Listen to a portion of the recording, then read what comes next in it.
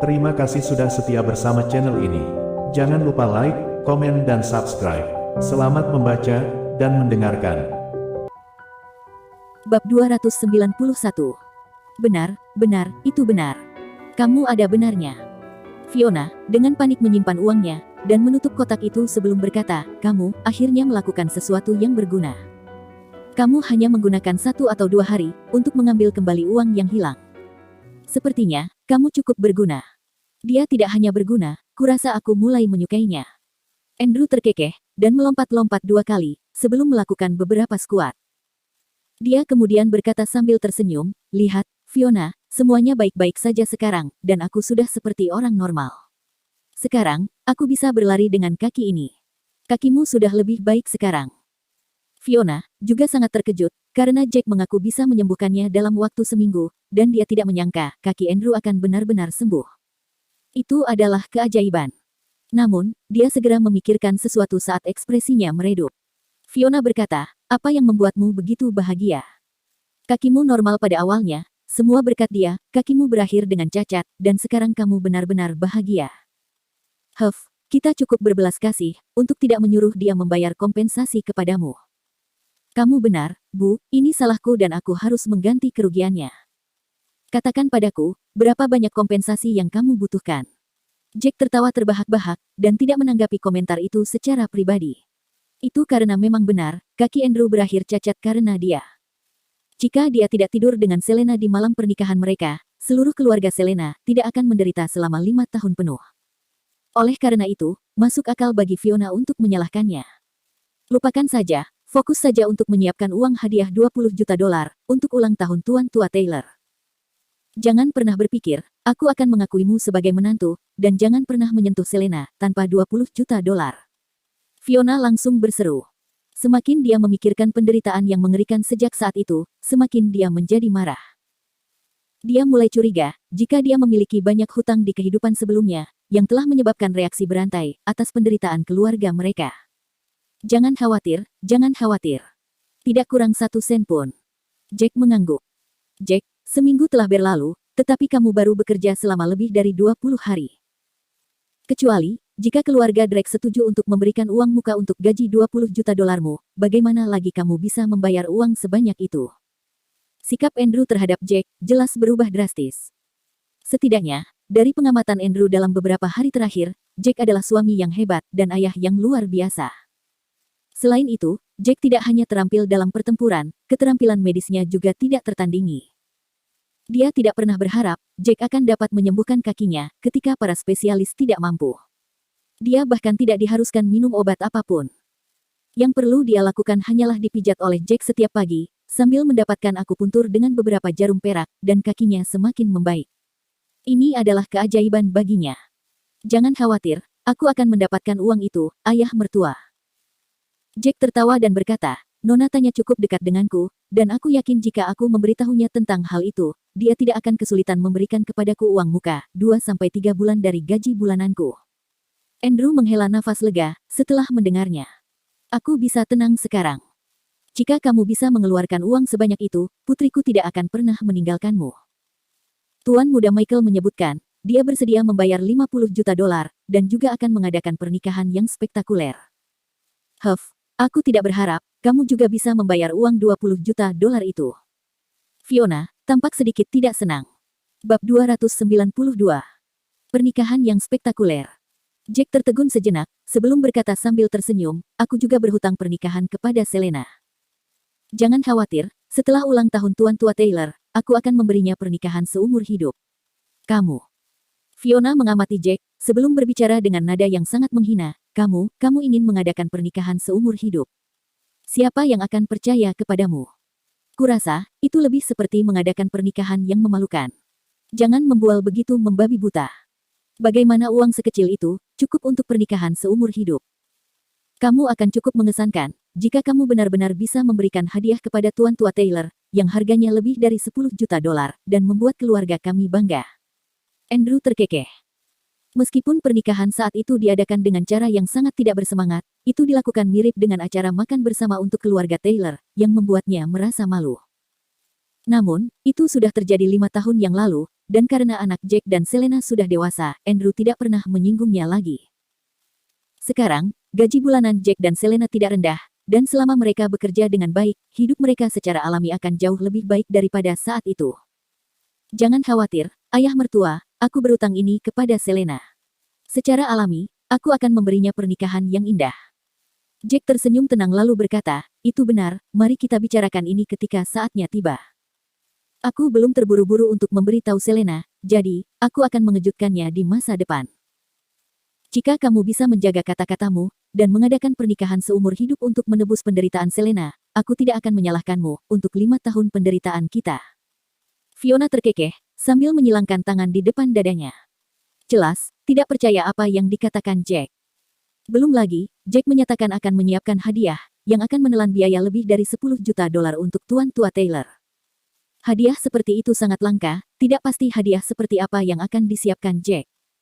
Oh ya, apa yang harus kita lakukan terhadap Sena? Dia bersekongkol dengan perampok sepeda motor, untuk merampok uang $3,8 juta milikmu.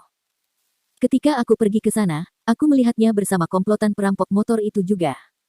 Jack berkata setelah beberapa pemikiran. Setelah Fiona mendengarnya, dia dengan marah mengepalkan tinjunya dan berkata, aku lebih suka kamu tidak mengungkit Sena. Mengingatkannya, sudah membuatku sangat marah. Ben sangat mencintainya, namun, dia bersekongkol dengan perampok motor, untuk merebut uang milik keluarga kita. Gadis itu benar-benar menyebalkan. Ben akan putus dengannya, ketika mereka kembali. Aku menolak untuk percaya, putraku yang tampan, tidak bisa mendapatkan pacar yang lain. Setelah Jack mendengarnya, dia tersenyum pahit dan berkata, Sena, telah melihat aku, ketika aku menemui mereka. Aku khawatir, dia mungkin tidak memiliki keberanian untuk pulang sekarang.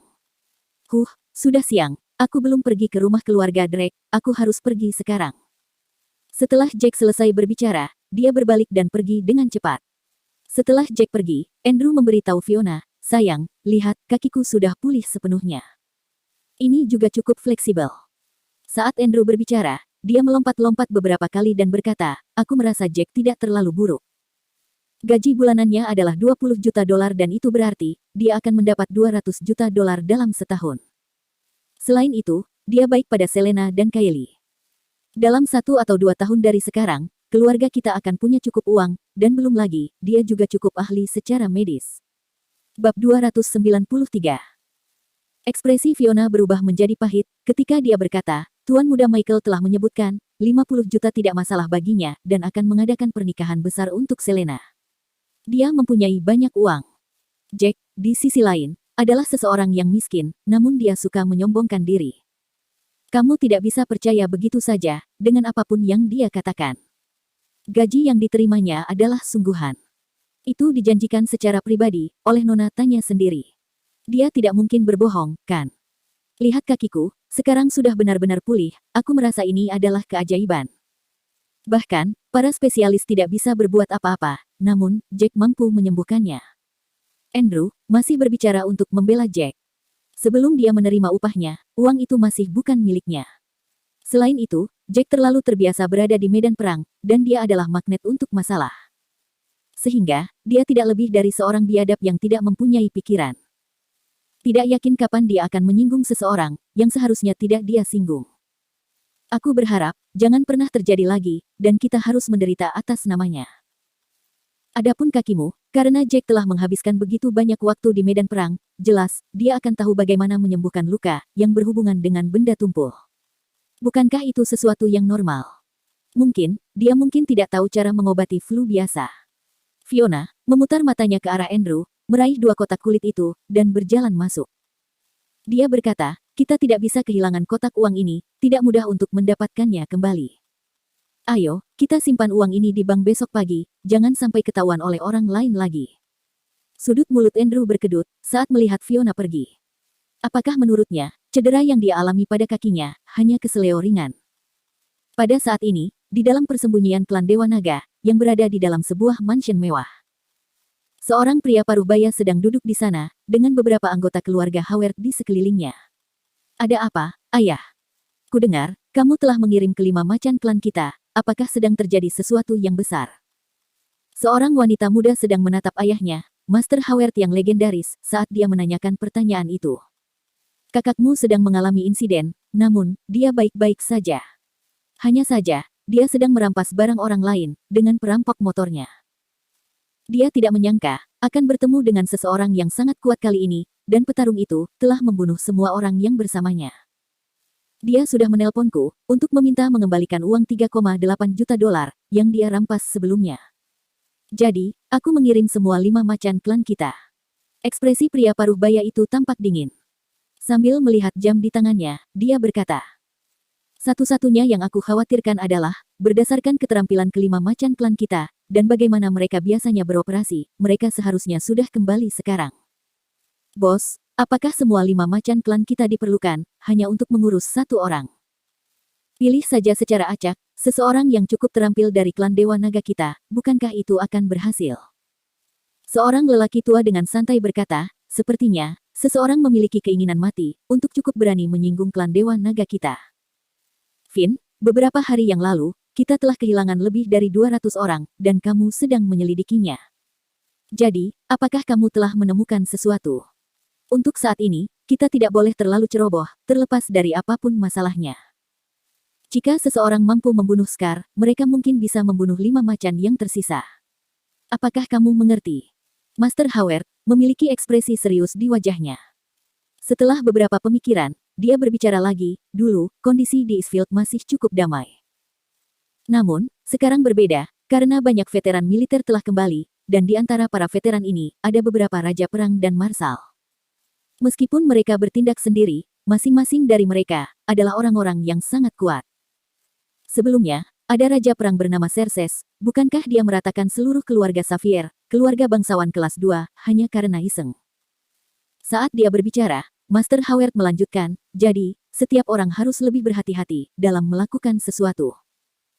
Kebanyakan raja perang, ada beberapa dari mereka yang cukup low profile, sehingga jika kita bertemu dengan mereka, kita tidak akan mengetahui identitasnya.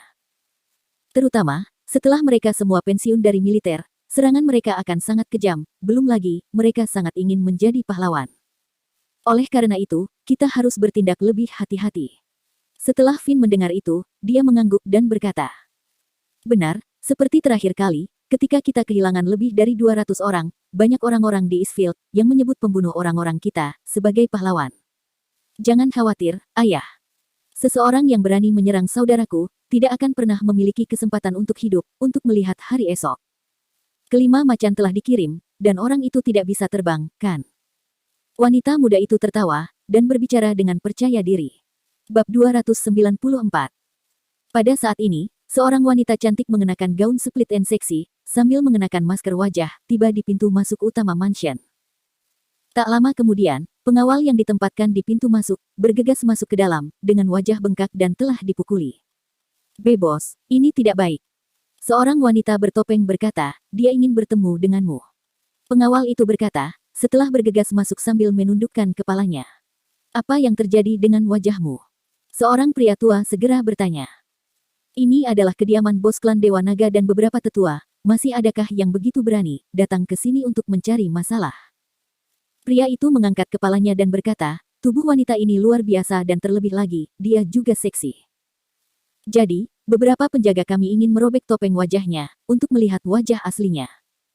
Tanpa kami duga, wanita ini sangat kuat, dia mampu mengalahkan kita semua, tanpa berkeringat sedikitpun. Dia juga menyebutkan, jika dia tidak melihatmu dalam 3 menit, dia akan menghancurkan klan Dewa Naga kita. Betapa beraninya dia." Pria tua itu membanting meja dengan sangat marah, dia kemudian segera berdiri, dengan ekspresi yang sangat pahit di wajahnya.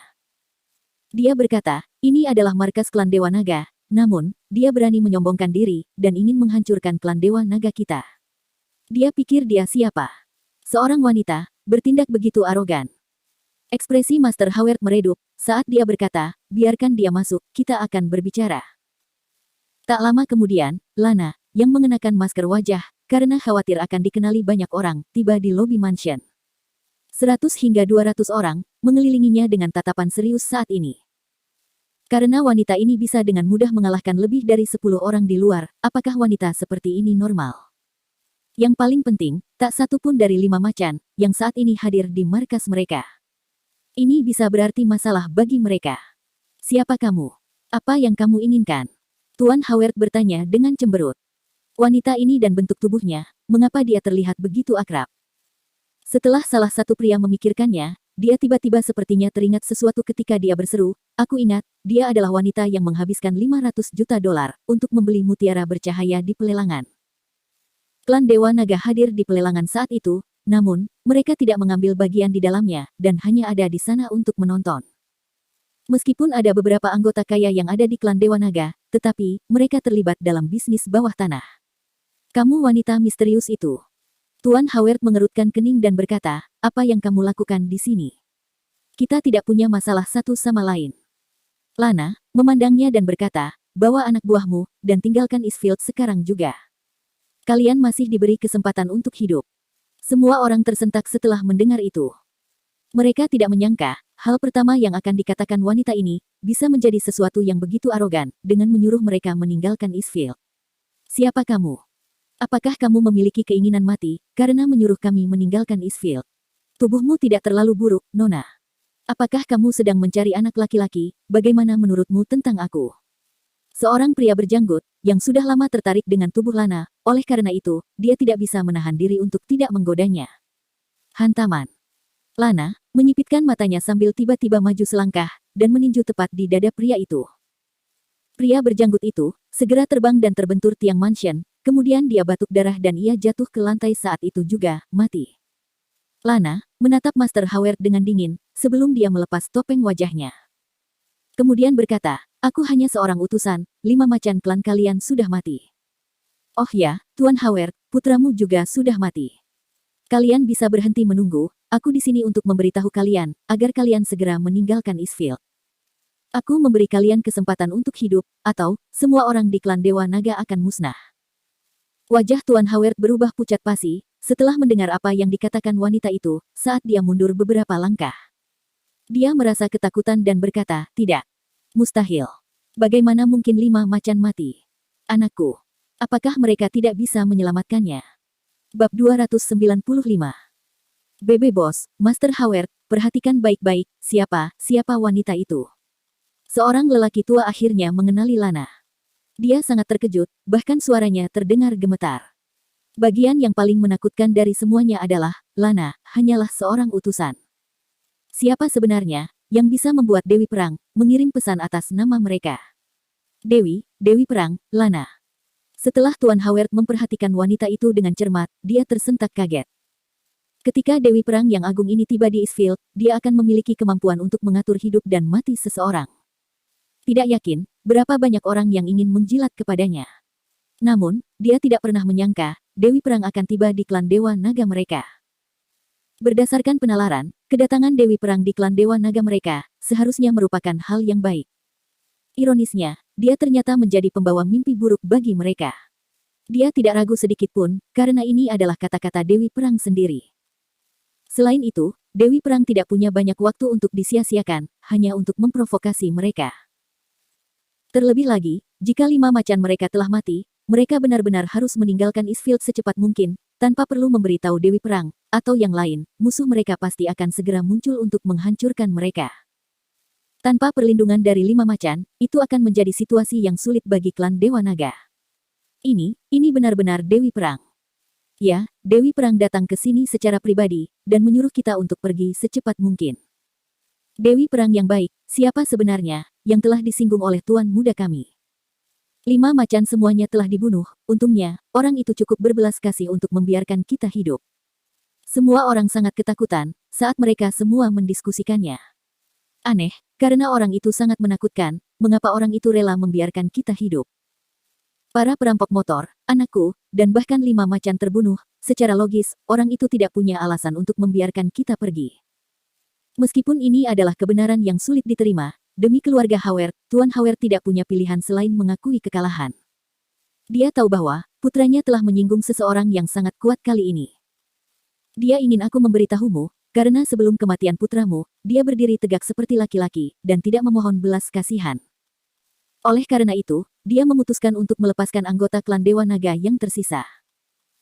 Pergi sekarang, lebih cepat lebih baik, atau yang lain, setelah orang-orang dari klan lain tahu, 5 macan sudah mati, kalian tidak akan punya waktu untuk melarikan diri dengan cara apapun. Lana, dengan cepat memakai masker wajahnya lalu melangkah pergi.